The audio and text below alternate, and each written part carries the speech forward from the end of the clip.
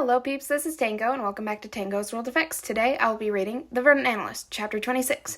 One normal night is what he will never get. Summary. Hey, have you heard from Katsuki lately? ... Me neither. Notes. Sorry. Oh my gosh, I'm so excited for this chapter. Okay, next chapter is the last chapter, by the way. Oh my gosh, that's crazy. That's insane. Yeah, let's just get into that. Izuku collapsed into his bed, his vigilante outfit folded neatly at the chair beside him. His body ached, muscles screaming after the raid. Every bruise and cut was a reminder of how close they'd come to losing Eri. He pulled out his phone. Katsuki. He dialed. Nothing. Over and over he tried calls, texts, even messages through their usual secure channels. Nothing. The phone stayed silent. No replies, no vibrations, no signs that Katsuki had even seen the attempts. By the end of the day, panic gnawed at him, and he tried to check on Katsuki's location, but it had been disconnected as well. Gone completely. His chest tightened, a cold, sinking feeling settled over him. Then, the message appeared. Simple, but horrifying. Hello, son. If you want your boyfriend back, come back to the base. It wasn't from anyone he could fight or reason with. It was from his father. All for one. The weight of it hit him like a physical blow. Katsuki, his Katsuki, gone. And the one who had orchestrated all of this was taunting him, giving him a choice, but there was no real choice at all. Izuku sat there, shaking, the room spinning around him. His phone felt heavier than ever. He swallowed, hard, fingers tightening around it. He knew what he had to do. After a moment of thinking, he pulled out his phone and went to Aizawa's contact. He stared at his phone, thumb hovering over the send button. He knew he couldn't handle this alone, but he also didn't want to risk anyone being dragged into All for One's trap. With a deep, shaky breath, he typed in the coordinates of his location and hit send. No message, no explanation, just the bare truth. For him, it was a precaution. For Aizawa, it was a silent cry for help. His body ached, his mind buzzed with exhaustion, and there was no time to hesitate. Every second Katsuki was in danger made his chest tighten and his thoughts spiral. Expropriate was now a dull warning in the back of his mind. He had been careful not to overuse it recently, but now there was no choice. Every quirk, every ability he'd honed, every ounce of strength he had left would carry him forward. He stood, legs unsteady, and secured a small bag of supplies he kept away for missions. Then, with a grim, determined breath, he stepped out into the night. The streets were quiet, eerily so, as if the world itself was holding its breath. Izuku didn't look back. There was no room for fear. There was no space for doubt. Katsuki needed him, and he would not fail. The base loomed ahead, dark and foreboding. Foreboding? Yeah. Every shadow seemed to pulse with malice, and the silence was deafening. Izuku's heart hammered in his chest, his hands trembling as he gripped the straps of his bag. He stepped inside. The air was thick, oppressive, and carrying the faint metallic thing of danger. And there he was, all for one, calm, seated in the shadows, as if he had been expecting Izuku all along, which he had. I see you've come. Alone, his father said, voice smooth and deadly. Izuku froze for a fraction of a second, his mind racing. His chest felt tight, and the weight of responsibility crushed him. Katsuki was somewhere in this place. Somewhere, and he was running out of time. All for One's eyes gleamed as he leaned forward slightly. If you want him back, you know what to do. Izuku's hands clenched, veins throbbing. He could feel the familiar hum of expropriate, begging to be used, but he fought it down. He tried to plan, tried to strategize, but the fear, the panic, and the sheer pressure of the moment all pressed in from all sides. He didn't want to go back to what his life had been. He had left there for a reason. Then, all of a sudden, his father held his hand out, and there was Katsuki, tied to a chair, mouth covered in tape, and staring at Izuku.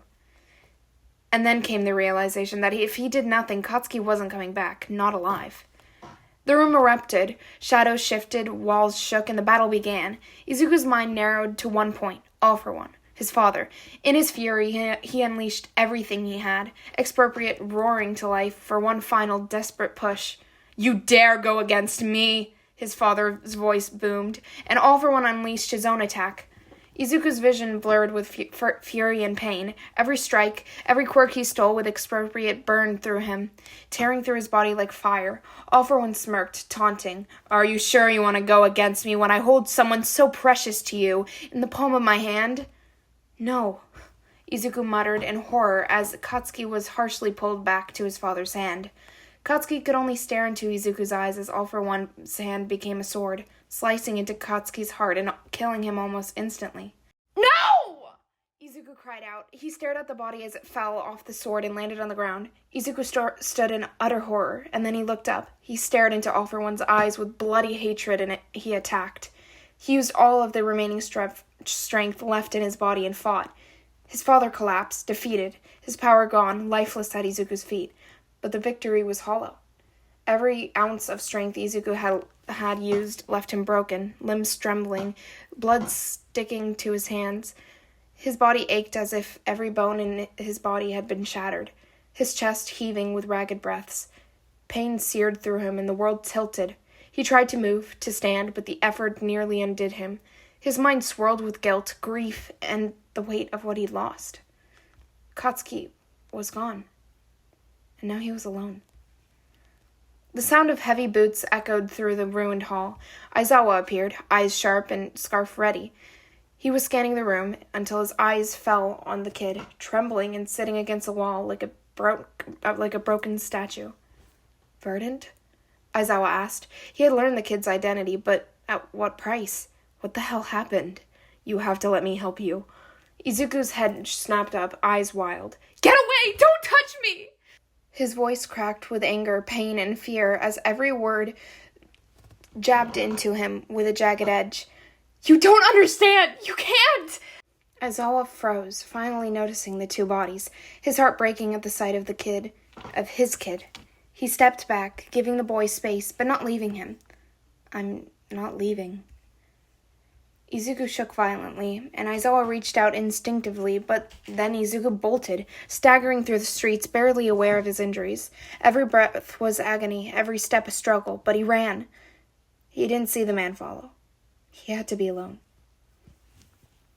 Back at their meeting place, the vigilantes had been recovering from the raid when Eraserhead had contacted them asking if they had seen Verdant. As they hadn't, Eraserhead went to find him, as Verdant had sent a mysterious location without any context. The comms buzzed to life, and Misty's voice cut through first. "Status?" "Status?" Hurricane, Turtle, Songbird, Blood Moon, Glimmer, Azure, Silver, and the rest listened, hearts sinking, as Aizawa's heavy tone filled the room. "It's Verdant," he said. "At least I think so. He's alive but severely injured. He's gone, though. He ran after the fight. He doesn't want help. He killed All for One. And Katsuki Bakugo is also here and dead. It looks like he was a hostage."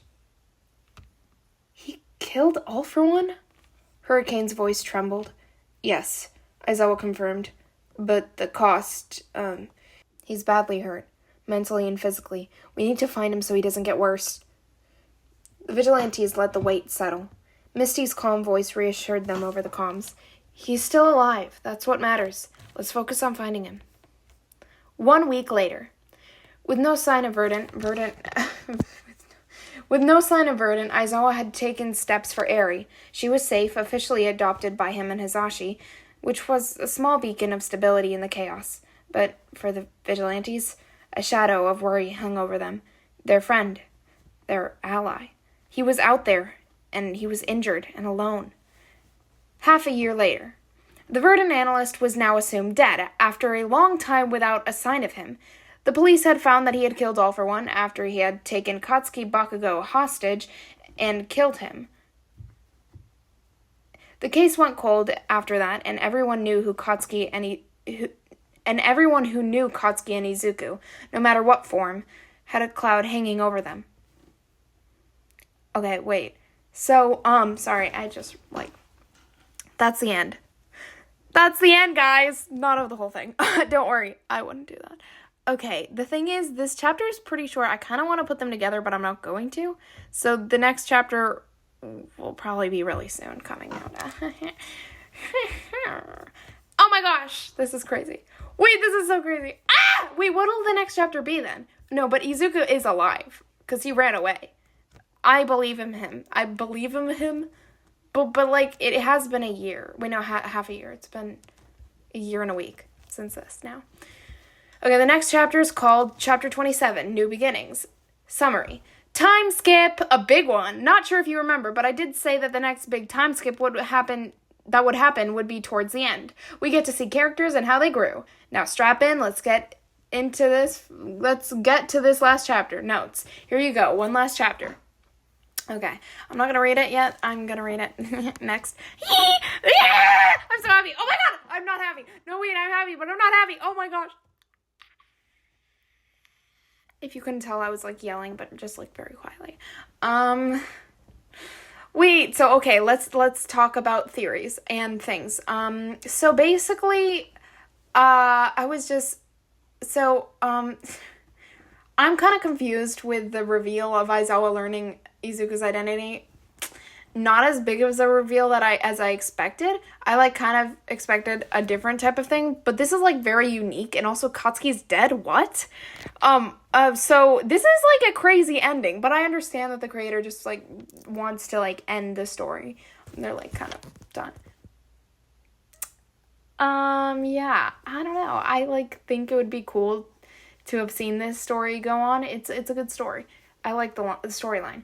A lot of OCs, which is cool. Oh my gosh. I'm so sorry. My talking isn't talking. So, yeah. Wow. So the next chapter, I'm gonna guess that there's like time skips. I'm thinking maybe we'll get to see a bit of like how all the vigilantes are, but maybe not. I'm not sure. Okay. All the vigilantes, like including the ones that were like other like new characters that weren't like the ones that were on the raid. But mainly I think that we're probably gonna see the Ducklings group and probably Aizawa. A lot of Aizawa is another guess. Maybe we'll get some like other characters. Like who else? Oh, Shinzo. Oh my gosh, Shinzo. And probably Katsuki's family. Wait, maybe not. I don't know. It's been a while, but like, yeah, so maybe some Katsuki's family. Probably Shinzo. Maybe like Class 1A. We get to see some Class 1A because like, just, I don't know. Okay, guys, tell me what you guys think the ending's gonna be like, and you'll see in, I think I'll post the next chapter in like 2 days or something, because I'm gonna record it right now, but I'm not gonna put it up immediately, because I need, yeah, I hope you guys enjoyed. This is Tango signing off. Bye!